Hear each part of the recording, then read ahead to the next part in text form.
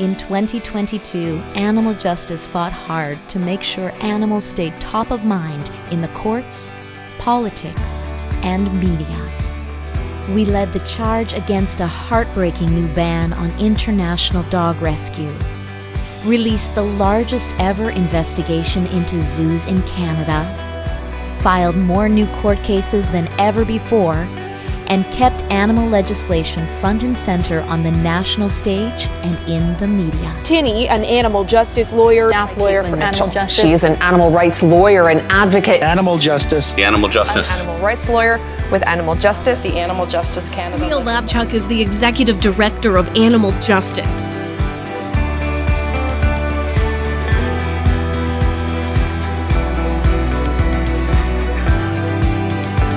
This year, when the federal government moved to ban rescued dogs from over 100 of the world's most vulnerable countries, Animal Justice stepped up to the plate.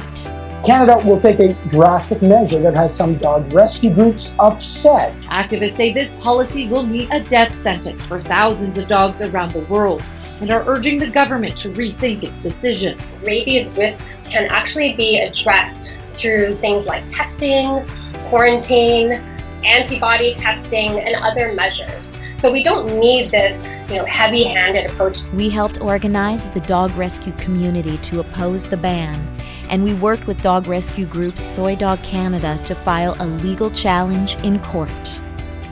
This fight is just beginning. The stakes are too high. Dogs will literally suffer and die in even greater numbers than they are now on the streets in countries if the CFIA doesn't reverse course on this very poor decision. In 2022, we conducted the largest ever investigation into widespread animal suffering at Canadian zoos. This is secret footage from an animal rights investigator.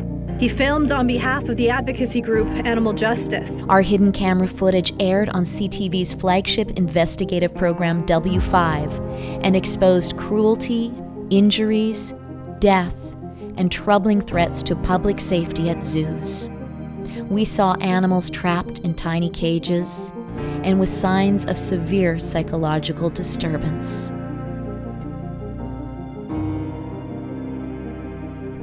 A highly social monkey meant to live with other primates, here, seen all alone. So this abnormal behavior is stereotypic behavior. The footage has helped ignite calls for stronger laws to protect animals from suffering in zoos. I would say Ontario is the Wild West. There's almost no oversight over zoos, there's no regulations and no license required to set up a zoo. So I can't build a patio in my backyard without a permit, but I could open up a zoo and fill it with wild, dangerous, exotic animals. Those stronger laws include the Jane Goodall Act, an incredible new federal bill that would address Canada's zoo crisis by protecting over 800 species of animals from captivity. As you know, the bill protects wild animals in captivity and addresses the unsustainable global wildlife trade. My grandchildren, quite frankly, are excited about this bill, and I hope yours will be too. In 2022, we gave animals a voice in court like never before. We kicked off the year strong by intervening at the Supreme Court of Canada. We told the country's highest court why animals and their advocates deserve public interest standing to bring court cases. For the intervener Animal Justice, Caitlin Mitchell and Scott Tinney. It is not in the interest of justice to place even greater restrictions on the granting of public interest standing. We also worked hard behind the scenes on our groundbreaking lawsuit to overturn Ontario's ag-gag laws, which make it illegal to go undercover at factory farms and slaughterhouses. Would prevent whistleblowers from bringing attention to animal cruelty. We filed a lawsuit over an unlawful coyote killing contest. She says the annual coyote hunting contest hosted by Cheshire's Outdoor Store in Belleville is illegal and has filed a lawsuit against the provincial government for not taking action. And we were granted intervener status in the case of Rawsome, a vegan cheese company unfairly prosecuted for labeling its cashew-based products as cheese. This past year, we helped keep Parliament focused on helping animals. We've been a driving force behind amendments to a new bill that could eliminate cruel toxicity tests on animals. Canadian animal welfare organizations are working cooperatively to help us develop amendments to Bill S5 regarding chemical testing on animals.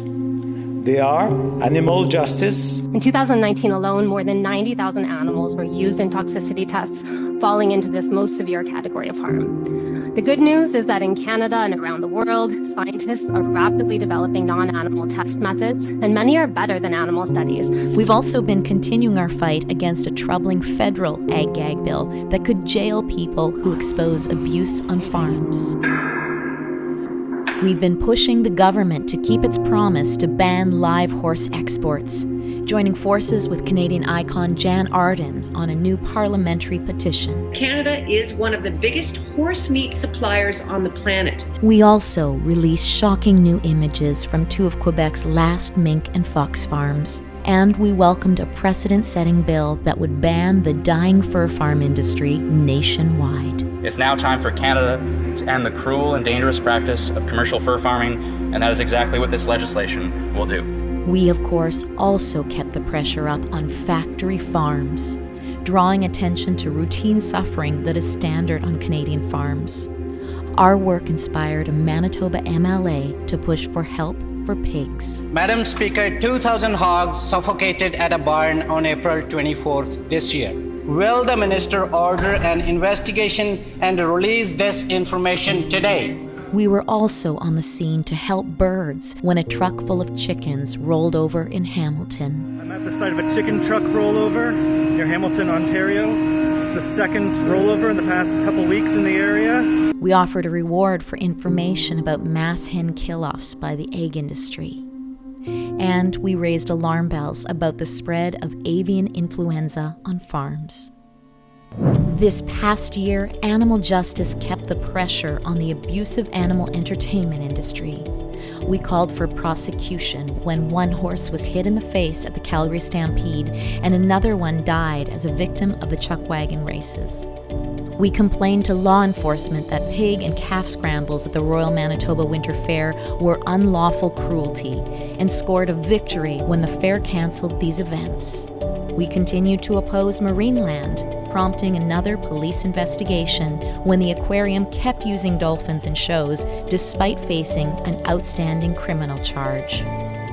We also worked with municipalities to promote animal-friendly bylaws like banning backyard hens in Winnipeg, protecting exotic animals, and banning cosmetic surgeries like cat declawing in Toronto. Working in the animal law sphere, I hear a lot of horror stories about terrible things happening to animals. It is incredibly important to regulate the ownership of exotic animals in the city. The Municipal Act makes it clear that local municipalities are empowered to pass bylaws to regulate animals within their jurisdiction. Animal Justice Academy, folks, can we give a great big thank you? And throughout the year, we continue to bring people together through our Animal Justice Academy program to work toward a more compassionate country. But it's this idea of what is the world that's calling to us? We also hosted hundreds of guests in person at our annual Canadian Animal Law Conference at the University of Toronto Faculty of Law. And we continue to foster the next generation of animal rights lawyers through our Animal Justice Student Program at law schools. Thank you for being a part of the animal justice community and for your invaluable support in this mission of compassion. With you by our side, we'll accomplish even more for animals in 2023.